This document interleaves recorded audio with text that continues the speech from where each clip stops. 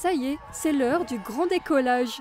Ce lâcher de ballon, c'est l'accomplissement d'1 an de travail pour ces collégiens de 3e, inscrits en option sciences au collège Jean Settlinger de Rohrbach-les-Bitches. En fait, c'est un projet avec Planète Science et le CNES.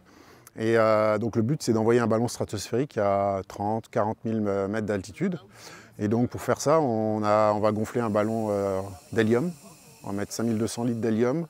En fait, les jeunes ont dû fabriquer la nacelle, donc c'est la boîte en polystyrène qui sera accrochée tout au bout. J'ai construit la boîte, la nacelle, avec tous les capteurs que mes camarades ont mis à l'intérieur.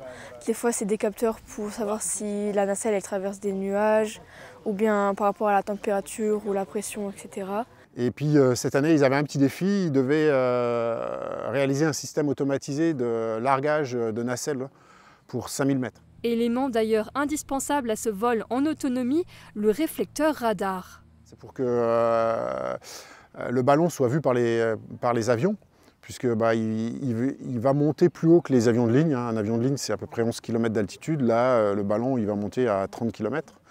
Donc il va passer à travers des couloirs aériens. D'ailleurs, c'est pour ça qu'on doit déclarer l'activité auprès de l'aviation civile française et allemande, puisqu'on va en Allemagne. Voilà. Les collégiens peuvent suivre en temps réel l'avancée du ballon.